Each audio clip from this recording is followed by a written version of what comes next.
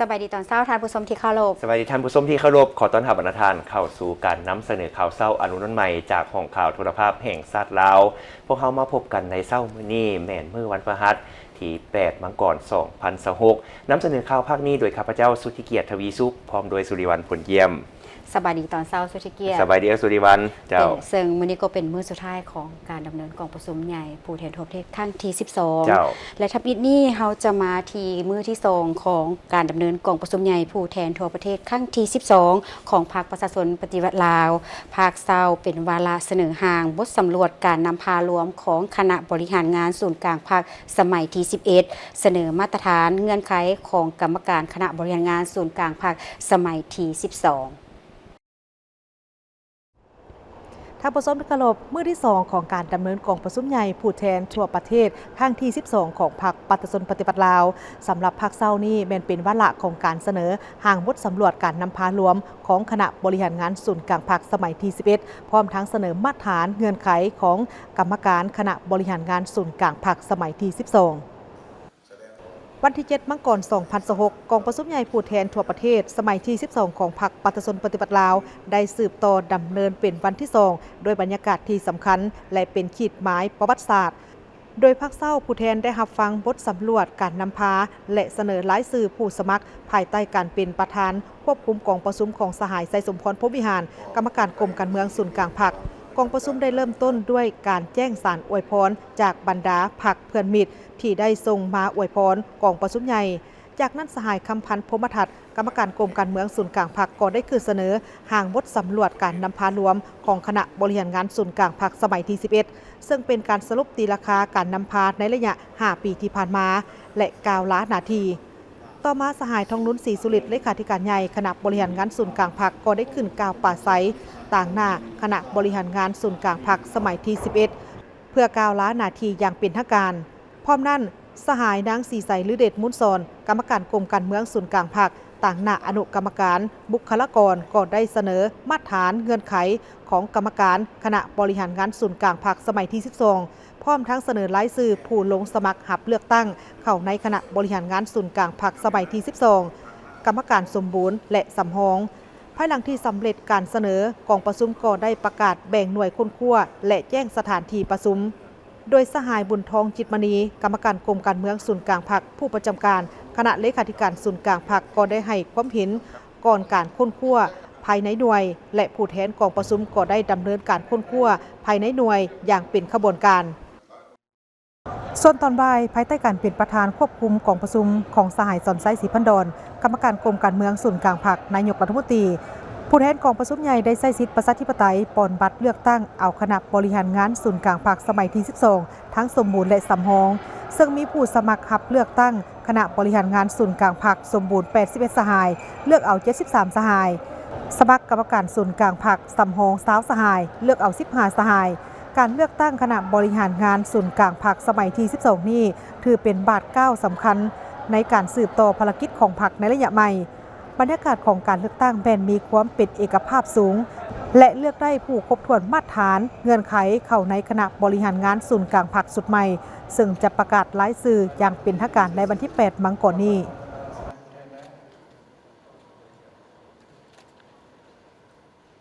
สหายเลขาคณะบริหารงานพรรคกระทรวงรัฐมนตรีกระทรวงโยธาธิการและขนส่งได้มีทัศนะต่อกองประชุมใหญ่ผู้แทนทั่วประเทศครั้งที่12ภายหลังสำเร็จกองประชุมจะนำเอามติก็คือแผนพัฒนาของพรรคไปพันขยายให้มีการหันเปลี่ยนอย่างตั้งหน้าในโอกาสเข้าร่วมกองประชุมใหญ่ผู้แทนทั่วประเทศครั้งที่12ของพรรคประชาชนปฏิวัติลาวสหายเล็กไหลศรีวิไลกรรมการศูนย์กลางเลขาคณะบริหารงานพรรครัฐมนตรีกระทรวงโยธาธิการและขนส่งได้ให้สัมภาษณ์ต่อสื่อมวลชนและมีทัศนะต่อกองประชุมใหญ่ผู้แทนทั่วประเทศครั้งที่12นี้ว่าการดำเนินกองประชุมครั้งนี้เป็นเหตุการณ์ทางประวัติศาสตร์ที่สำคัญที่สุดของชาติและรู้สึกภาคภูมิใจและเป็นเกียรติอย่างสูงที่ได้เข้าร่วมกองประชุมใหญ่ในครั้งนี้ต่างหน้าให้องค์คณะพรรคที่เป็นตัวแทนให้แก่สมาชิกพรรคของเขตโยธาธิการและขนส่งที่เข้าร่วมกองประชุมครั้งนี้พอกองประชุมครั้งนี้5 ปีจัดขึ้นครั้งหนึ่งและเป็นเหตุการณ์การเมืองของพรรคเฮาที่ตีราคาการชี้นำพาของพรรคและวางคาดหมายในต่อหน้า เพื่อสร้างการหันเปลี่ยนเพื่อยกสูงการพัฒนาในต่อหน้าให้มีอันพ้นเด่นอันใหม่เพื่อนำพาประเทศชาติก้าวขึ้นอย่างเข้มแข็งในแต่ละระยะข้าพเจ้าพันรับฟังโครงการการเมืองของพรรคและก็ผ่านทางรายงานการเมืองแผนพัฒนาเศรษฐกิจสังคมข้าพเจ้ารู้สึกว่าก็มีหลายอันที่มีลักษณะผลเด่นดีราคาผลที่รับระยะ5 ปีผ่านมาแล้วก็ทิศทางแผนการในตัวหน้ามีลักษณะเป็นลักษณะจุดซุ้ม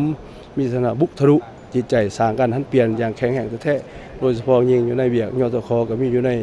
7เวียกจุดซุ้มเวียกที่เป็นเศรษฐกิจปลายแหลมในนั้นมีเวียกยตคเป็นเวียกหนึ่งการขนส่งการเสริมยงเสริมจอดที่ว่าข้าพเจ้ารู้สึกว่าทิศนำใน5 ปีตัวนานมันได้เน้นหลายปัญหาโดยเฉพาะอยู่ในคำขวัญของพรรคก็เป็นเพิ่มทวีการชี้นำการนำพาของพรรคอย่างนักแน่นเข้มแข็งในตัวหน้านี้ที่ว่าอย่างแข็งแรงกว่าเก่าแต่การนำพาของเวียงงานเศรษฐกิจก็เช่นกันคิดว่าจะเป็นกลไกก็นำพาที่กระตุ้นการพัฒนาการเปลี่ยนแปลงในการพัฒนาเศรษฐกิจนี่คือจะข้าพเจ้าเชื่อว่าจะมีหลายอันผลเด่นขึ้นใน5 ปีต่อหน้าผ่านการเข้าร่วมกองประชุมเห็นได้ว่ามีบรรยากาศคึกคืนหลายโดยเห็นได้จากคณะประธานกองประชุมก็คือผู้แทนที่เข้าร่วมกองประชุมที่จะคัดเลือกและใช้สิทธิ์เลือกเอาคณะพรรคสุดใหม่โดยเฉพาะแม่นเลือกเอาการนำของพรรคแต่ละขั้นพร้อมทั้งประกอบความเห็นและนำเอาทิศอันใหม่ไปผ่านขยายเข้าสู่การนำพาแต่ละของเขตเวียกงานโดยเฉพาะแม่นแขนงโยธาธิการและขนส่งซึ่งผ่านการรับฟังโครงการการเมืองของพรรคหางรายงานแผนพัฒนาเศรษฐกิจสังคมเห็นว่าหลายอันมีลักษณะพ้นเด่นในการตีราคาในตลอดระยะ5 ปีผ่านมาก็คือทิศทางแผนพัฒนา5 ปีต่อหน้าเป็นลักษณะจุดซุ้มมีลักษณะบุกทะลุสร้างการหันเปลี่ยนแทศโดยเฉพาะอยู่ในของเขตโยธาธิการและขนส่งมีอยู่ใน7เวียกจุดซุ้มเวียกที่เป็นปลายแหลมการแสดงความดีใจกับฝากบรรดาท่านและก็ท่านผู้ชมผู้ฟังที่ได้รับเกียรติติดตามทางโทรภาพแห่งชาติก็ฟังว่าผ่านกองประชุมใหญ่ในครั้งนี้ข้าพเจ้าเชื่อว่าจะมีเห็นหลายอันเปลี่ยนแปลงโดยเฉพาะในโครงเขตยตคข้าพเจ้าก็เป็นเวียกงานหนึ่งเป็นเวียกปลายแหลมที่พวกเขากำลังมรสุมใส่แล้วก็พวกเขาก็ตั้งใจแต่พร้อมกันขีบหอนพันขยายหลังจากสำเร็จกองประชุมใหญ่นี้เวียกงานยตคจะต้องเริ่มที่หัวที่รถเป็นใหม่งานเศรษฐกิจเป็นปลายแหลมเป็นเส้นเลือดในการกระตุ้นการพัฒนาคันว่าอยู่ไซมีเส้นทางไปหอดไปถึงหมดนี่ก็เห็นว่าบ่นั้นมีการพัฒนาแผน5 ปีจะบรรลุตามจุดประสงค์ระดับขันหมายข้าพเจ้าหวังว่า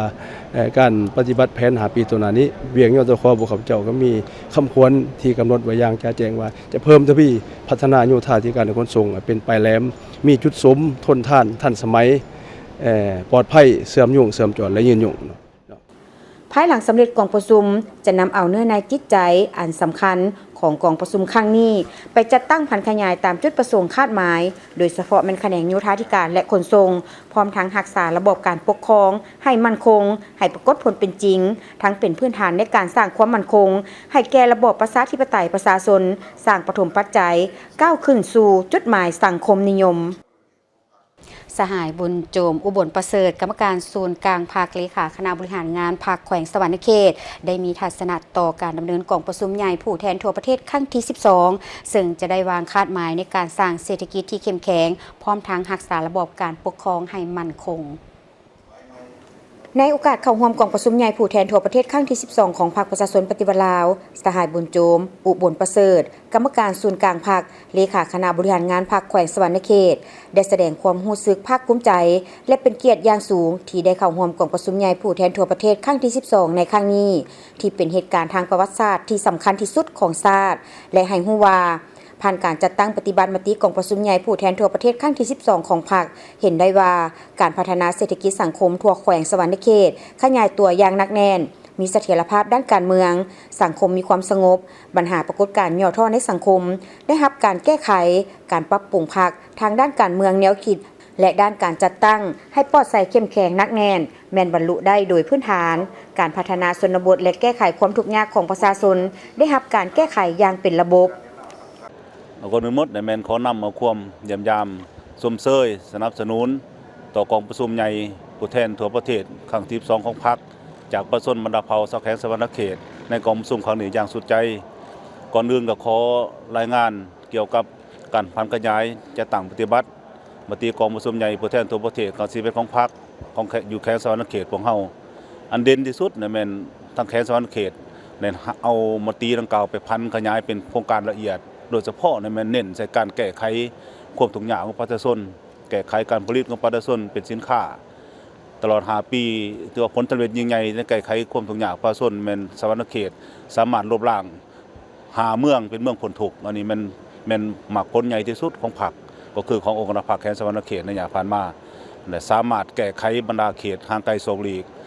สามารถนำพาประชาชนผลิตเป็นสินค้าพวกเฮาสรุปแล้วใน5 ปีผ่านมาเนี่ยมันเด่นที่สุดมันผลิตข้าวเป็นสินค้าเกือบล้านต้นต่อปีเฉลี่ยแล้วการผลิตมันเป็นสินค้าส่งออกโดยเฉพาะในมันการปลูกใหม่อุตสาหกรรมของประชาชนเพื่อสนองให้แก่โรงงานเจียของซันเปเปอร์อยู่แขวงสะหวรรณเขตภายหลังสำเร็จกองประชุมครั้งนี้สหายจะนำเอาเนื้อในคาดหมายของกองประชุมไปผันขยายตามจุดประสงค์คาดหมายในการสร้างเศรษฐกิจที่เข้มแข็งด้วยตนเองพร้อมทั้งรักษาระบบการปกครองให้มั่นคงให้ปรากฏผลเป็นจริงและอันที่สำคัญการกำหนดบางคาดหมายแม้นมีความสอดคล้องกับคาดหมายของกองประชุมใหญ่ผู้แทนองค์คณะพรรคแขวงสะหวรรณเขตในการยกสูงบทบาทการนำพาของคณะพรรคแต่ละขั้นเพิ่มทวีสร้างแขวงให้เป็นหัวหน่วยยุทธศาสตร์อย่างหนักแน่นตั้งหน้าสร้างเศรษฐกิจเอกราชเป็นเจ้าตนเองและสุมใส่แก้ไขความทุกข์ยากของประชาชนให้ได้โดยพื้นฐาน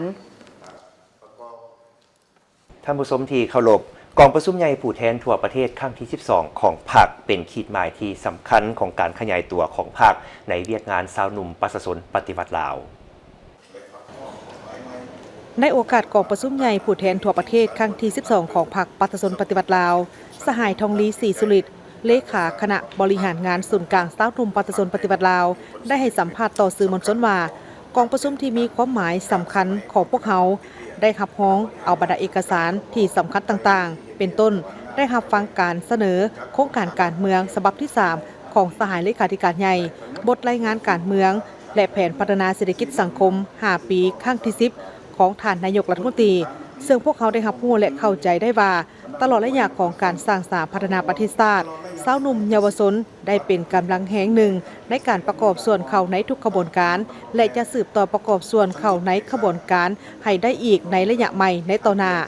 ผ่านการรับฟังการรายงานแผนพัฒนาเศรษฐกิจสังคมแห่งชาติ5 ปี 2016 ถึง 2030 เห็นว่ายุทธศาสตร์การพัฒนาทรัพยากรมนุษย์เป็นยุทธศาสตร์หนึ่งที่มีความหมายสำคัญในการกำหนดทิศทางอนาคตของชาติก็คือผู้สืบทอดภารกิจของพรรคเห็นว่าประเทศลาวยังมีสิ่งท้าทายเพราะว่าอัตราการปะละการเรียนของนักเรียนในชั้นประถมและมัธยมคุณภาพการเรียนการสอนแม้นยังบ่ทันสูงส่งผลเฮ็ดให้ระดับฝีมือการสร้างฝีมือให้งานยังมีความจำกัดเฮ็ดให้อัตราการว่างงานมีสูงโดยเฉพาะแม่นในวัยหนุ่มฉะนั้นทิศทางแผนการของรัฐบาลก็ได้มีแผนที่ชัดเจนในแต่ละด้านโดยเฉพาะอัตราภาระการเรียนของนักเรียนในชั้นมัธยมคุณภาพการเรียนการสอนที่ยังบ่ทันสูงส่งผลให้ระดับฝีมือทักษะฝีมือแห่งงานของเรายังจำกัดและเฮ็ดให้อัตราการว่างงานมีสูงโดยเฉพาะอยู่ในวัยหนุ่มฉะนั้นทิศทางแผนการทางรัฐบาลก็ได้มีแผนที่ชัดเจนในแต่ละด้านแต่ข้าพเจ้าก็ขอสั่งรวมว่าในนั้นรัฐบาลจะเน้นใส่5 จุดที่สำคัญอันที่1ก็แม่นการปรับปรุงหลักสูตรการเรียนการสอนและยกระดับของครูอาจารย์ติดพันกับการปรับปรุงโครงสร้างพื้นฐานของการเรียนการศึกษาอยู่ทางส่วนกลางและท้องถิ่นควบคู่กับทางเวียกงานสาธารณสุขเฮ็ดให้สถานที่การเรียนของนักเรียนโดยเฉพาะชั้นประถมและมัธยมมีสุขอนามัยที่ดีสร้างสิ่งแวดล้อมอันใหม่เฮ็ดให้นักเรียนอยากมาเรียนให้หลายขึ้นครับอันนั้นอันที่1ในนั้นรัฐบาลจะเน้นใส่5 จุดที่สำคัญคือปรับปรุงหลักสูตรการเรียนการสอนยกระดับครูอาจารย์ติดพันกับการปรับปรุงโครงสร้างพื้นฐานของการเรียนการศึกษาทั้งศูนย์กลางและท้องถิ่นควบคู่กับเวียกงานสาธารณสุขเฮ็ดให้สถานที่การเรียน ของนักเรียนมีความสะดวกโดยเฉพาะก็แม่นนักเรียนชั้นประถมมัธยมให้มีสุขอนามัยดีสร้างให้สิ่งแวดล้อมอันใหม่สร้างให้นักเรียนอยากกลับมาโรงเรียนเพื่อเรียนหนังสือให้หลายขึ้นการส่งเสริมพัฒนาทางด้านโรงเรียนวิชาชีพไปเคียงคู่กับการเรียนการฝึกเข้าในการปฏิบัติด้วยงานตัวจริงเฮ็ดได้แนวนั้นจึงจะเฮ็ดให้นักเรียนที่จบจากโรงเรียนสามารถมีเวียกเฮ็ดตัวจริงได้สิ่งที่สำคัญแม่นส่งเสริมทางด้านทักษะวิธีการคิดผู้ประกอบการใหม่เฮ็ดใดที่จะให้สาวหนุ่มนักธุรกิจหนุ่มมีความคิดริเริ่มในการสร้างธุรกิจอันใหม่โดยการนำใช้นวัตกรรมเข้าในการศึกษาก็แม่นการส่งเสริมพัฒนาทางด้านโรงเรียนวิชาชีพและก็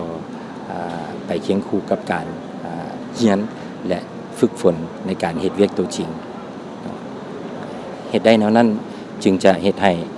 นักเรียนภายหลังจบจากโรงเรียนสามารถเฮ็ดเวียกตัวจริงได้อันที่สองก็แม่นรัฐบาลจะส่งเสริมและลงทุนใส่ในโครงเขตการพัฒนาทางด้าน IT ดิจิตอลนวัตกรรมและก็เทคโนโลยีและวิทยาศาสตร์ต่างๆเพราะว่าในปัจจุบันในโครงเขตเวียงงานดังกล่าวแม้นมีความสำคัญและมีความต้องการหลายโดยเฉพาะเทคนิควิชาการทางด้านสีเขียวนี้ถ้าศูนย์กลางสนุมเองก็พร้อมแล้วที่จะเป็นส่วนหนึ่งที่จะประกอบส่วนในการจัดตั้งปฏิบัติแผนพัฒนาเศรษฐกิจดังกล่าวโดยเฉพาะในจุดของการพัฒนาทรัพยากรมนุษย์พร้อมนั่นต่างหน้าคณะบริหารงานศูนย์กลางสาวหนุ่มประชาชนปฏิบัติลาวพร้อมคณะจะพร้อมกันนำเอาเนื้อในจิตใจอันสำคัญของกองประชุมครั้งนี้ไปจัดตั้งแผนขยายตามจุดประสงค์คาดหมายเพื่อให้สาวหนุ่มและพวกแรงงานมีความเข้าใจมีความรู้ตื่นตัวปรับตัวเข้ากับสภาพเศรษฐกิจและตลาดแรงงานในปัจจุบันซึ่งพวกเขาจะหันเป็นมืออาชีพและร่วมเวียกกับสากลให้ได้ดีขึ้นกว่าเก่าศูนย์กลางสาวหนุ่มเองก็พร้อมแล้วที่จะเป็นส่วนหนึ่งในการประกอบส่วนในการจัดตั้งปฏิบัติแผนพัฒนาเศรษฐกิจสังคมดังกล่าวโดยเฉพาะแม่นจุดของการพัฒนาทรัพยากรมนุษย์ในอีกต่อหน้าและภายหลังที่สำเร็จกองประชุมจะนำเอามติกองประชุมลงไปพันขยายและจะตั้งปฏิบัติให้เป็นแผนโครงการอันละเอียดและเวียกงานตนเองให้บรรลุตามแผนที่กำหนดไว้สหายไม้ทองธรรมวงศาห้องเลขาคณะบริหารงานพรรคห้องรัฐมนตรีกระทรวงการต่างประเทศได้ยกให้เห็นในระยะ5 ปีผ่านมาคะแนนการต่างประเทศได้ทบทวนคืนผลงานการจัดตั้งปฏิบัติมติ11ของพรรคพร้อมทางวางแผนการในอีก5 ปีต่อหน้าโดยเฉพาะการนำพาประเทศชาติก้าวไปตามเส้นทางสังคมนิยมงานในการจัดตั้งปฏิบัติมติ11ใน5 ปีผ่านมาในโอกาสเข้าร่วมกองประชุมใหญ่ผู้แทนทั่วประเทศครั้งที่12ของพรรคประชาชนปฏิวัติลาวสหายไหมทองธรรมวงศารองเลขาคณะบริหารงานพรรครองรัฐมนตรีกระทรวงการต่างประเทศได้ให้สัมภาษณ์ต่อสื่อมวลชนว่าผ่านมาคะแนนการต่างประเทศได้จัดตั้งปฏิบัตินโยบายการต่างประเทศแห่งสันติภาพเอกราชมิตรภาพและการร่วมมือถึงแม้ว่าสภาพสากลในปัจจุบันจะมีความสับสนและผันแปรอย่างไววาแต่ได้พยายามสร้างสายผูกพันกับสากลเพื่อสร้างสภาพแวดล้อมที่เอื้ออำนวยให้การสร้างสาพัฒนาประเทศชาติได้ผ่านการทบทวนมา3 รอบเนาะครั้งที่1ก็เป็น2018ซึ่งว่าพวกเขาสามารถผ่านได้อยู่2ดัชนีหมายและ2021พวกเขาก็ผ่านทั้ง3และพอ2024ก็แม่นพวกเขาก็สามารถผ่านบรรลุได้ทั้ง3คาดหมายหั่นเนาะฉะนั้นการผ่านทั้ง3คาดหมายบ่ว่าจะเป็นทางด้านรายรับต่อเฉลี่ยต่อหัวคนบ่ว่าจะเป็นการพัฒนาทางด้านทรัพย์สินมนุษย์หรือว่าความบอบบางทางด้านเศรษฐกิจและก็สิ่งแวดล้อมนี้อันนี้พวกเขาสามารถผ่านได้และในปี2026นี่เนาะพวกเขาก็จะเป็นองค์การสหประชาชาติก็จะประกาศสปป.ลาวนี้ออกจากสถานภาพประเทศโดยพัฒนาการนำพาประเทศชาติออกจากสถานภาพประเทศด้อยพัฒนาเป็นความมุ่งหวังของพรรครัฐและประชาชนลาวโดยได้วางแผนการและเป้าหมายแต่องค์การสหประชาชาติได้กำหนด3ดัชนีหมายต้นต่อในการวัดแทกคือรายรับแห่งชาติดัชนีทรัพย์สินมนุษย์ ความอ่อนไหวทางด้านเศรษฐกิจและสิ่งแวดล้อม โดยการนำของกระทรวงการต่างประเทศพร้อมแล้วที่จะนำเอาเนื้อในจิตใจของกองประชุมครั้งนี้นำไปพันขยายในขอบเขตที่ตนเองรับผิดชอบ หลายภาคส่วนยังสืบต่อมอบเงินและเครื่องอุปถัมภ์เข้าในกองประชุมใหญ่ผู้แทนทั่วประเทศครั้งที่ 12 ของพรรค เพื่อประกอบส่วนเขาในการจัดตั้งปฏิบัติกองประชุมใหญ่ผู้แทนทั่วประเทศครั้งที่ 12 ของพรรคประชาชนปฏิวัติลาวให้มีความสำเร็จผลอย่างจบงามในตอนบ่ายของวันที่ 6 มังกร 2026 ที่ห้องว่าการศูนย์กลางพรรคบรรดาองค์การปกครองแขวงและภาคส่วนต่างๆได้สืบต่อนำเอาเงินสดและเครื่องอุปถัมภ์จำนวนหนึ่งมามอบให้คณะรับผิดชอบกองประชุมใหญ่ต่างหน้ารับโดยทานสันติภาพพรหมวิหารรัฐมนตรีกระทรวงการเงินโดยมีภาคส่วนเกี่ยวข้องเข้าร่วมภาคส่วนที่นำเอาเงินมามอบในครั้งนี้ประกอบมีแขวงหลวงน้ำทามอบเงิน50ล้านกีบแขวงพงศาลี50ล้านกีบแขวงจำปาสัก100ล้านกีบธนาคารพงศวรรค์100ล้านกีบรัฐวิสาหกิจห้วยพัฒนาลาว500ล้านกีบบริษัท PTL Holding จำกัด500ล้านกีบรัฐวิสาหกิจน้ำมันเสื้อไฟลาว700ล้านกีบโรงแรมราชวงศ์100ล้านกีบและน้ำดื่มมินิโล240ล้านกีบแขวงสารวัน50ล้านกีบบริษัทเบียร์ลาว480ล้านกีบการมอบเงินและเครื่องอุปถัมภ์ในครั้งนี้เป็นการแสดงออกถึงความรับผิดชอบต่อภารกิจของพรรคและประเทศชาติพร้อมทั้งเป็นการสร้างขบวนการอันฟดฟื้นเพื่อต้อนรับกองประชุมใหญ่ครั้งที่ 12 ของพรรคประชาชนปฏิวัติลาวให้มีเนื้อในและมีผลสำเร็จโอกาสนี้ทานสันติภาพพรหมวิหารได้ต่างหน้าให้รัฐบาลลาวแสดงความขอบใจต่อภาคส่วนที่เห็นได้ความสำคัญนำเอาเงินมามอบในครั้งนี้ซึ่งเป็นการประกอบส่วนเฮ็ดให้บ้านดำเนินกองประชุมใหญ่ผู้แทนทั่วประเทศครั้งที่ 12 ของพรรคดำเนินไปอย่างโรงเรียนและประสบผลสำเร็จตามเป้าหมายที่วางไว้สหายคำพันธ์เผยยวงศ์เลขาธิการศูนย์กลางภาคหัวหน้าคณะโฆษณาอบรมศูนย์กลางภาคต่างหน้ากองเลขากองประชุมได้แจ้งข่าวผลกองประชุมใหญ่ครั้งที่ 12 ของภาคภายหลังสำเร็จการดำเนินกองประชุมในมื้อที่ 2 ภายหลังสำเร็จการดำเนินกองประชุมในมื้อที่ 2 วันที่ 7 มังกร 2026 สหายคำพันธ์เผยยวงศ์เลขาธิการศูนย์กลางภาคหัวหน้าคณะโฆษณาอบรมศูนย์กลางภาคต่างหน้ากองเลขากองประชุมได้แถลงข่าวเกี่ยวกับผลสำเร็จของกองประชุมใหญ่ผู้แทนทั่วประเทศครั้งที่ 12 ของพรรคประชาชนปฏิวัติลาวซึ่งกองประชุมได้รับฟังการนำเสนอบทสำรวจการนำพารวมของคณะบริหารงานศูนย์กลางพรรคสมัยที่ 11 จากนั้นต่างหน้าคณะบริหารงานศูนย์กลางพรรคสมัยที่ 11 ได้กล่าวลาหน้าที่อย่างเป็นทางการต่างหน้าอนุกรรมการกฎระเบียบพรรคและบุคลากรเสนอมาตรฐานเงื่อนไขของกรรมการคณะบริหารงานศูนย์กลางพรรคสมัยที่ 12 และได้เสนอรายชื่อของผู้ลงสมัครรับเลือกตั้งเข้าในคณะบริหารงานศูนย์กลางพรรคสมัยที่ 12 พิเศษได้กองประชุมครั้งนี้ได้มีการประกาศแบ่งหน่วยค้นคว้าประวัติของผู้ลงสมัครอย่างครบถ้วนเพื่อสร้างความเข้าใจให้จ่าแจ้งเลือกให้ได้เป้าหมายได้ผู้ที่มีเงื่อนไขที่สุดเข้าในคณะบริหารงานสุดใหม่ผู้แทนกองประชุมใหญ่ครั้งที่ 12 ของพรรคได้ยกสูงความรับผิดชอบของตนได้ปฏิบัติหน้าที่ตามเวลากองประชุมปฏิบัติตามเวลาของกองประชุมมือที่ 2 นี้กองประชุมได้รับฟังการรายงานบทสำรวจการนำพารวมของคณะทำงานศูนย์กลางพรรคสมัยที่ 11 หลังจากนั้นสายเลขาธิการใหญ่ได้ตั้งหน้าให้คณะทำงานศูนย์กลางพรรคสมัยที่ 11 คืนเกาลานาทีในครั้งที่ 11 แล้วก็ได้มอบให้ผู้แทนกองประชุมดำเนินการเลือกตั้งเอาคณะทำงานศูนย์กลางพรรคชุดที่ 12 หลังจากนั้นกองประชุมก็ได้รับฟังตั้งหน้าอนุกรรมการบุคลากรและกฎระเบียบของพรรคคืนผ่านมาทานเงื่อนไขของคณะทำงานศูนย์กลางพรรคสมัยที่ 12 แล้วก็ได้แบ่งหน่วยค้นคว้าเพื่อให้มันจะแจ้งเกี่ยวกับประวัติของผู้จะลงสมัครเข้าในคณะทำงานศูนย์กลางพรรคสมัยที่ 12 นี้ อันนั้นแม่นในคาบเช้าแล้วก็คาบบ่ายมื้อนี้กองประชุมได้เข้าได้ดำเนินการปอนบัตรเลือกตั้งออกคณะงานชุดใหม่ชุดที่12และก็สามารถได้รับผลสำเร็จตามคาดหมายที่วางไว้ สั่งรวมแล้วการดำเนินกองประชุมในมื้อที่ 2เป็นกองประชุมที่แสดงถึงความรับผิดชอบของผู้แทนสมบูรณ์ในการเลือกเอาคณะบริหารงานสุดใหม่ที่เหมาะสมเข้ามาคุ้มครองบริหารประเทศใน5 ปีต่อหน้า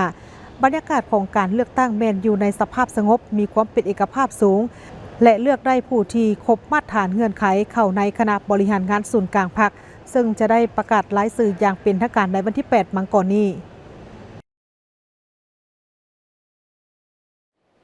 เพื่อเป็นการคำนับหับต้นกองประชุมผู้แทนทั่วประเทศครั้งที่ 12 ของพรรคประชาชนปฏิวัติลาวมื้อนี้ทีมข่าวโทรภาพแห่งชาติลาวได้มีบทหวนคืนกองประชุมใหญ่ครั้งที่ 8 ของพรรคซึ่งได้จัดขึ้นในวันที่ 18-21 มีนาคม 2006 กองประชุมใหญ่ได้ยืนยันเกี่ยวกับการเสริมขยาย5บทเรียนแห่งการเปลี่ยนแปลงใหม่เข้าในภารกิจปกปักรักษาและสร้างสถาประเทศชาติมานำเสนอ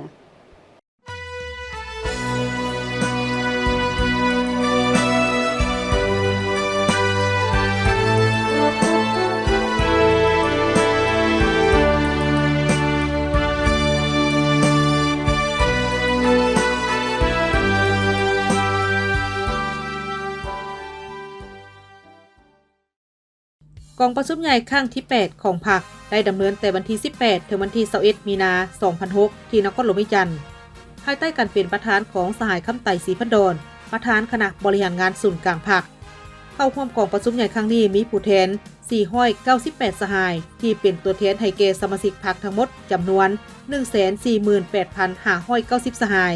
อยู่บรรดาข้าราชการอ้อมข้างศูนย์กลางท้องถิ่นและภาคฐานต่างๆในทั่วประเทศกองประชุมครั้งนี้ได้เลือกเอา55สหายเป็นคณะบริหารงานศูนย์กลางพรรคเลือกเอาสหายจุมลีไสยศรเป็นเลขาธิการใหญ่กรมการเมืองประกอบมี11สหายเลือกตั้งเอาคณะเลขาธิการศูนย์กลางพรรค7สหายเลือกเอาประธานและรองประธานคณะกรรมการกวดกาศูนย์กลางพรรคและรองประธานคณะกรรมการกวดกาพรรคขั้นศูนย์กลางจำนวน3สหายกองประชุมใหญ่ได้ยืนยันเกี่ยวกับการเสริมขยาย5บทเรียนแห่งการเปลี่ยนแปลงใหม่เข้าสู่ภารกิจปกปักรักษาและสร้างสรรค์ประเทศชาติคือต้องสืบต่อเพิ่มทวีความสามัคคีเป็นเอกภาพในทั่วภาคทั่วปวงชนติดแน่นกับการเชิดชูน้ำใจรักชาติเสริมขยายจิตใจเอกราชเป็นเจ้าตนเองเพิ่งตนเองและสร้างความเข้มแข็งด้วยตนเองถืออันนี้เป็นปัจจัยตัดสินผลสำเร็จของภารกิจเปลี่ยนแปลงใหม่ต้องยึดมั่นในแนวทางอิงใส่ประชาชนเสริมขยายกำลังแหงอันมหาศาลของประชาชนและเฮ็ดทุกสิ่งทุกอย่างเพื่อผลประโยชน์ของประชาชนเด็ดเดียวสกัดกั้นและกำจัดปัดเป่าพยาธิอาชญาสิทธิ์เปลี่ยนแปลงใหม่ต้องรับประกันเสถียรภาพทางด้านการเมืองความสงบและความเป็นระเบียบเรียบร้อยของสังคมเอาปัญหานี้เป็นพื้นฐานให้แก่การสร้างสรรค์พัฒนาการสืบต่อภารกิจเปลี่ยนแปลงใหม่ต้องดำเนินอย่างครบสุดรอบด้านด้วยบาทเก้าอันเหมาะสมโดยยึดมั่น6หลักการพื้นฐานปรับปรุงและเพิ่มทวีบทบาทการนำพาของพรรคในทุกโครงเขตเวียกงานพร้อมกันนั้นก็เสิร์ชสู่ความศักดิ์สิทธิ์แห่งการคุ้มครองหลักตามกฎหมายเสริมขยายสิทธิ์เป็นเจ้าของประชาชนรับประกันให้มีการสร้างสรรค์พัฒนาดำเนินไปถูกตามแนวทางและจุดหมายของพรรคตั้งหน้าปฏิบัติทิศนำแห่งการเสริมขยายกำลังแหงสังรวมของชาติสมทบกับกำลังแหงของยุคสมัยญาติแยงเอาการสนับสนุนช่วยเหลือจากสากลอย่างมีหลักการเพื่อสุขโยการสร้างสรรค์พัฒนาประเทศชาติให้ก้าวหน้าขยายตัวอย่างบ่หยุดยั้งและอยากแต่ปี 2006 หาปี 2010 เฮ็ดให้ทั่วประเทศมีเสถียรภาพอันนักแน่นสร้างเงื่อนไขอำนวยให้เศรษฐกิจขยายตัวในระดับต่อเนื่องบรรลุคาดหมาย 5.7 ส่วนค่อยขึ้นไปในแต่ละปีด้วยการพัฒนาแขนงการกสิกรรมป่าไม้ติดแน่นกับอุตสาหกรรมและการบริการอย่างแข็งแรงและมีจุดสุ่มสร้างองค์ประกอบที่มีความสมส่วนหลายขึ้นและมีด้านทันสมัยเสริมขยายกำลังแหงทุกภาคส่วนเศรษฐกิจและการพัวพันร่วมมือกับต่างประเทศอย่างแข็งแรงบนพื้นฐานการผลิตกสิกรรมที่นักแน่นและการขุดค้นจากแขนงการที่เป็นทะแหงอย่างมีประสิทธิผลนั้นการทางป่าเฮ็ดให้ปลูกข้าวต้องยุติอย่างสิ้นเชิงโดยมีอาชีพใหม่เปลี่ยนแทนที่มั่นคงครอบครัวที่ทุกข์ยากได้รับการแก้ไขโดยพื้นฐาน ชีวิตการเป็นอยู่ทางด้านวัตถุและวัฒนธรรมของประชาชนได้รับการปรับปรุงและยกสูงขึ้นตื่มรายได้เฉลี่ยอยู่ในระดับ$800ต่อคนต่อปีพร้อมนั้นสู่สนปฏิบัติ7ทิศทางหน้าที่รวมดังนี้เพิ่มทวีความสามัคคีเป็นเอกภาพภายในพรรคและความเป็นปึกแผ่นในทั่วปวงชนขุดค้นความอาจสามารถบ่มซ่อนอยู่ภายในประเทศอย่างสุดขีดโดยอิงใส่คนลาวและทรัพยากรของชาติที่เฮามีสมทบกับการเป็นเจ้าการในการยัดแยงเอาการร่วมมือจากภายนอกเพิ่มทวีการพัวพันร่วมมือกับบรรดาประเทศเพื่อนมิตรยุทธศาสตร์ขยายกำลังการผลิตติดพันกับการสร้างและปรับปรุงการพัวพันการผลิตให้สอดคล้องด้วยการเสริมขยายกำลังแหงและคุณประโยชน์ของทุกภาคส่วนเศรษฐกิจไปเคียงคู่กับการปรับปรุงและก่อสร้างภาคส่วนเศรษฐกิจของรัฐ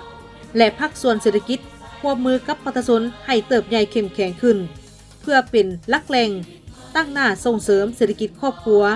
เศรษฐกิจครอบครัวธรรมดาเศรษฐกิจครอบครัวแบบเปิดกว้างเพื่อยกระดับรายได้และชีวิตการเป็นอยู่ของประชาชนให้ดีขึ้นไปพร้อมๆกับการลงทุนเป็นโครงการตามบริเวณเขตแคว้นที่เป็นจุดสูงเพื่อช่วยหนุนเศรษฐกิจครอบครัวให้ขยายตัวเอาใจใส่พัฒนาการศึกษาสาธารณสุขและวัฒนธรรมแน่ใส่สร้างบุคลากรที่มีความรู้ความสามารถมีวิชาการและพลานามัยสมบูรณ์ให้ได้เพื่อสามารถตอบสนองความมีความต้องการของภารกิจปกปักรักษาและพัฒนาประเทศชาติสืบต่อปรับปรุงระบบการเมืองสร้างพรรคให้ปลอดภัยเข้มแข็งและนักแน่นศึกษาอบรมและบำรุงทันแถวสมาชิกพรรคให้เป็นแบบอย่างน้ำหน้าในการปฏิบัติหน้าที่เวียกงานและการดำรงชีวิตที่สดใสก้าวหน้าดำเนินเวียกงานก่อสร้างรากฐานให้ได้ดีด้วยการดำเนินมาตรการหั่นเวียกหั่นกำลังพนักงานพาหนะทุนหอนลงสู่รากฐานลงถึงประชาชนศึกษาอบรมจัดตั้งและนำพาประชาชนปฏิบัติเวียกงานต่างๆด้วยความตื่นตัวเป็นเจ้าการ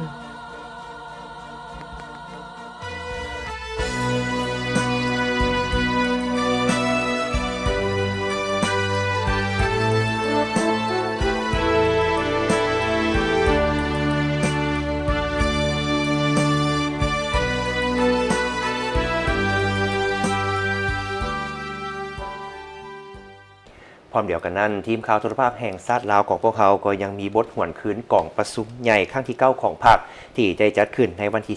17-21 มีนา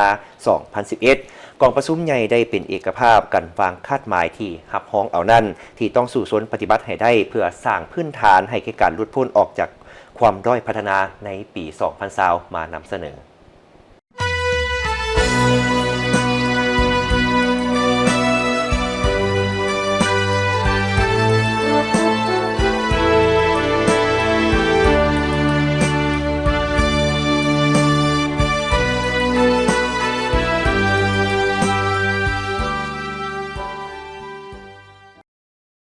กองประชุมใหญ่ครั้งที่ 9 ของพรรคได้ดำเนินในวันที่ 17 ถึงวันที่ 21 มีนา 2011 ที่นครหลวงวิจันทร์มีผู้แทนสมบูรณ์เข้าร่วม576 สหายที่เป็นตัวแทนให้แก่สมาชิกพรรคทั้งหมด 191,780 สหายในทั่วประเทศและแขกถึกเชิญเข้าร่วมกองประชุมได้เลือกตั้งคณะบริหารงานศูนย์กลางพรรคสมัยที่ 9 รวมทั้งหมด 61 สหายเพื่อเป็นแกนสารนำพาทั่วพรรคทั่วรัฐทั่วกำลังประกอบอาวุธและทั่วปวงชนจัดตั้งปฏิบัติมติกองประชุมใหญ่ครั้งที่ 9 ให้มีผลสำเร็จใหม่สร้างบาท9บุกทะลุในการพัฒนาให้เป็นจริงและนำพาประเทศชาติก้าวขึ้นอย่างนักแน่นต่อไปกองประชุมครบคณะข้างปฐมฤกษ์ของคณะบริหารงานศูนย์กลางพรรคสมัยที่ 9 ได้เป็นเอกสารอย่างสมบูรณ์เลือกตั้งสหายจุมลีสัญญสรเป็นเลขาธิการใหญ่คณะบริหารงานศูนย์กลางพรรคอีกสมัยหนึ่งเลือกตั้งกรรมการกรมการเมืองประกอบด้วย11 สหายเลือกตั้งคณะเลขาธิการศูนย์กลางพรรคประกอบด้วย9 สหายเลือกตั้งสหายบุญยังวรจิตเป็นผู้ประจำการคณะเลขาธิการศูนย์กลางพรรคพร้อมนั้นเลือกตั้งประธานรองประธานคณะกรรมการศูนย์กลางพรรค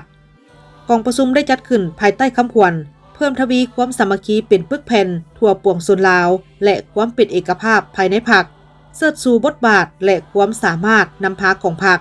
สร้างบาท9บุกทะลุในการจัดตั้งปฏิบัติแนวทางเปลี่ยนแปลงใหม่สร้างพื้นฐานอันนักแน่นให้แก่การนำเอาประเทศเฮาหลุดพ้นออกจาก ความด้อยพัฒนาในปี 2020 และสืบต่อก้าวขึ้นสู่จุดหมายสังคมนิยมมติกองประชุมใหญ่ผู้แทนทั่วประเทศครั้งที่ 9 ของพรรคประชาชนปฏิวัติลาวกองประชุมใหญ่ได้เป็นเอกภาพรับพ้องเอาคาดหมายใหญ่ที่สำคัญจำนวนหนึ่งเพื่อสู่สนปฏิบัติสำหรับระยะแต่นี้ถึงปี 2015 ให้เป็นจริงดังนี้เสถียรภาพทางด้านการเมืองมีความหนักแน่นบนพื้นฐานการปรับปรุงระบอบประชาธิปไตยประชาชนที่พรรคเขาเป็นแกนนำให้มีความหนักแน่นมั่นคงและมีประชาธิปไตย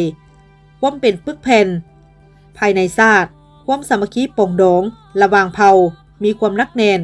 สังคมมีความสงบและมีความเป็นระเบียบเรียบร้อยโดยพื้นฐานเศรษฐกิจแห่งชาติขยายตัวอย่างต่อเนื่องและมั่นเทียงรวมยอดมูลค่าผลิตภัณฑ์ GDP เพิ่มขึ้น8 ส่วนห้อยขึ้นไปในแต่ละปีและเมื่อฮอดปี 2015 รวมยอดมูลค่าผลิตภัณฑ์ภายในเฉลี่ยต่อหัวคนบรรลุ 1,700 ดอลลาร์สหรัฐการพัฒนาได้หันเปลี่ยนไปตามทิศที่ยืนยงย้อนการพัฒนาทางด้านสังคมเมื่อฮอดปี 2015 อัตราส่วนครอบครัวทุกข์ยากยังเหลือบ่เกิน 10 ส่วนห้อยของจำนวนครอบครัวในทั่วประเทศสำเร็จการศึกษาสั้นประถมภาคบังคับและตัวเมืองส่วนใหญ่มีระดับการศึกษาจบมัธยมตอนต้นและมีอายุยืนเฉลี่ย 68.3 ปีบรรลุเป้าหมายสหสวัสดิ์ด้านการพัฒนาวัฒนธรรมแห่งชาติยังคงคุณค่าอันดีงามทั้งได้รับการสืบทอดและเสริมขยายให้อุดมหังมีกองประชุมใหญ่เป็นเอกภาพกันวางคาดหมายที่ได้รับพ้องเอานั่นที่ต้องสู่สนปฏิบัติให้ได้เพื่อสร้างพื้นฐานให้แก่การหลุดพ้นออกจากความด้อยพัฒนาในปี 2020 หันการพัฒนาประเทศไปตามทิศเป็นอุตสาหกรรมและเป็นทันสมัยมีความมั่นคงยืนยงเพื่อให้ไทยบรรดาคาดหมายสู่สนดังกล่าวนั้นปรากฏผลเป็นจริงกองประชุมใหญ่ยังได้เป็นเอกภาพกันรับพ้องเอาหน้าที่รวมดังนี้ยึดมั่นการนำพาการเปลี่ยนแปลงใหม่ครอบด้านอย่างนักแน่นและถูกต้องตาม6หลักการที่วางออกมีทั้งความเด็ดเดียวประดิษฐ์สร้างในการขุดค้นกำลังแหงสังรวมและนำไส้กาละโอกาสด้วยการสร้างบาทเก้าบุกทะลุใน4ด้านให้ได้คือต้องบุกทะลุให้ได้ทางด้านจินตนาการด้วยการปลดปล่อยแก้ไขทัศนะแนวคิดแบบคัมภีร์รักษาเดิมขี้ข้านมักง่ายไส้จัดขัวโพดต้องบุกทะลุอย่างแข็งแรงทางด้านการพัฒนาทรัพยากรมนุษย์โดยเฉพาะทางด้านการก่อสร้างและบำรุงยกระดับความรู้ความสามารถในด้านต่างๆของพนักงานให้สมคู่กับความมีความต้องการของการพัฒนาต้องบุกทะลุในด้านการแก้ไขระบบระเบียบการบริหารคุ้มครองที่ยังกดน่วงอัตราการขยายตัวของการผลิตธุรกิจและการบริการให้ตกไปอย่างขาดตัวต้องบุกทะลุในด้านการแก้ไขความทุกข์ยากของประชาชนด้วยการขุดค้นแหล่งทุนต่างๆและด้วยนโยบายส่งเสริมเป็นพิเศษสร้างพื้นฐานโครงสร้างทางด้านเศรษฐกิจสังคมอย่างมีจุดสุ่มเพื่อเป็นกำลังแรงสุกดันให้แก่การพัฒนาในของเขตอื่นๆเพื่อให้ไทยคาดหมายและทิศทางร่วมดังกล่าวปรากฏผลเป็นจริงพวกเขาต้องได้สุ่มใส่จัดตั้งปฏิบัติเวียกงานจุดสุ่มจำนวนหนึ่งให้ดีดังนี้ต้องเพิ่มทวีการสร้างพรรคด้านการเมืองแนวคิดและเอาใจใส่ปรับปรุงเวียกงานค้นคว้าทฤษฎีอย่างจดจ่อสืบต่อยึดมั่นในทฤษฎีมาร์กและในอุดมการณ์สังคมนิยมสืบต่อปรับปรุงพรรคให้เข้มแข็งทางด้านการจัดตั้งเพิ่มทวีความสามัคคีเป็นเอกภาพภายในพรรคพิเศษแม่นในองค์การการนำสูงสุดของพรรคยึดมั่นในหลักการรวมศูนย์ประชาธิปไตยเสริมขยายประชาธิปไตยไปพร้อมๆกับการเพิ่มทวีระเบียบวินัยอยู่ภายในพรรคอย่างเข้มงวดปรับปรุงแบบแผนนำพายกสูงความสามารถกำอำนาจของพรรคยกสูงคุณภาพของเวียกงานกวดกาไปพร้อมๆกับการยกระดับความสามารถของพนักงานกวดกาปรับปรุงเวียกงานคุ้มครองและป้องกันพรรคให้เป็นระบบพิเศษการปกป้องแนวทางการเมืององค์การการนำของพรรคพร้อมด้วยการจัดตั้งของพรรคและสมาชิกพรรคพร้อมด้วยพนักงานสมาชิกพรรคต้องมีการฝึกฝนตนเองเป็นประจำเวียกงานพนักงานและการบำรุงสร้างทันแถวพนักงานให้มีคุณภาพพร้อมกันนั้นก็ปฏิบัติให้เป็นจริงตามทิศน้ำที่ว่าสร้างให้ทันแถวพนักงานที่สอดคล้องกับโครงประกอบเพียงพอกับความต้องการโดยพื้นฐานครบสุดและมีทันแถวสืบทอดต่อเนื่องที่นักแน่น มีการคุ้มครองนำไส้อย่างเหมาะสมและมีประสิทธิภาพบรรดาหน้าที่ทิศทางจุดสุมในแต่ละด้านที่กองประชุมใหญ่ครั้งที่9ได้วางออกนั้นล้วนแต่แนใส่บาท9บุกทะลุในแต่ละของเขตเวียกงานฉะนั้นพวกเขาต้องค้นคว้ากำแน่นและปฏิบัติอย่างเอาจริงเอาจัง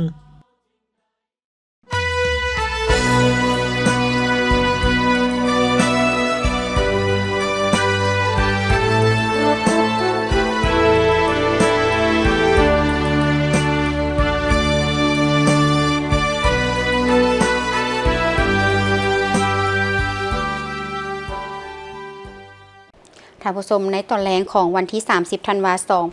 2025 ที่ผ่านมาสถานเอกอัครราชทูตสาธารณรัฐกูบาประจำสาธารณรัฐประชาธิปไตยประชาชนลาวได้จัดงานเลี้ยงเฉลิมฉลองวันชาติกูบาครบรอบ 67 ปีเป็นเกียรติกับหัวมิสหายเจริญเยียวเปาเฮอกรรมการศูนย์กลางพรรคของสภาแห่งชาติลาว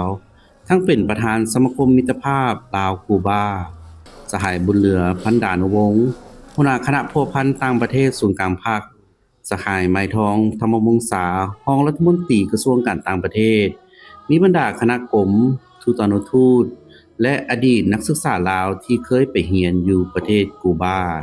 สหายนางเอกนาเวียนเวลเดสเอกอัครราชทูตแห่งสาธารณรัฐกูบาประจำสาธารณรัฐประชาธิปไตยประชาชนลาวได้กล่าวว่า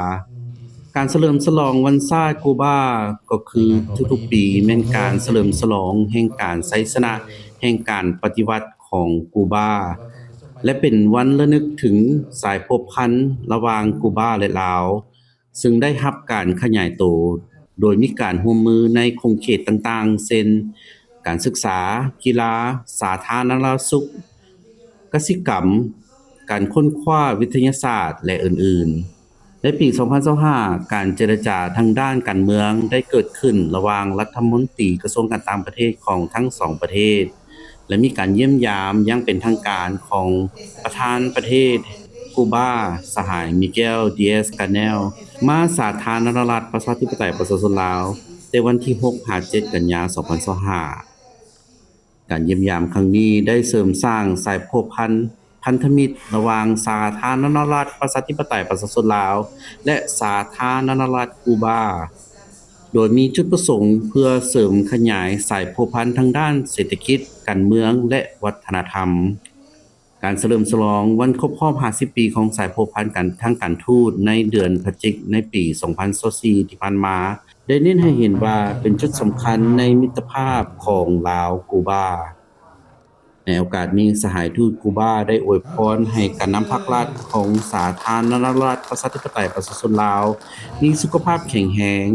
ประสบผลสำเร็จและเจริญรุ่งเรืองพร้อมทั้งนำเอาคำอวยพรของผู้นำอาวุโสกูบาสหายมิเกลดิเอสกาเนลเลขาธิการใหญ่คณะกรรมการศูนย์กลางพรรคคอมมิวนิสต์กูบาถึงเลขาธิการใหญ่คณะกรรมการศูนย์กลางพรรคประชาชนปฏิวัติลาวและประธานประเทศแห่งสาธารณรัฐประชาธิปไตยประชาชนลาวสหายทองรุ้นศรีสุฤทธิ์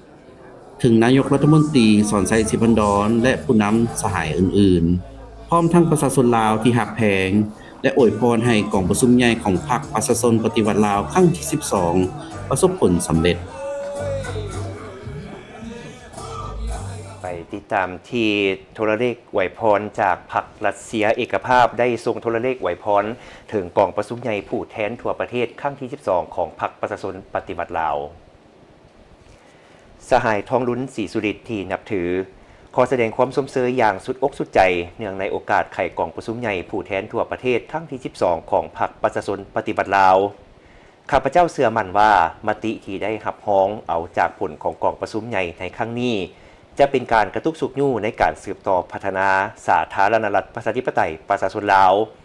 พร้อมทั้งเป็นการเสริมสร้างความเข้มแข็งให้แก่บทบาทของพรรคประชาชนปฏิบัติลาวในเวทีสากล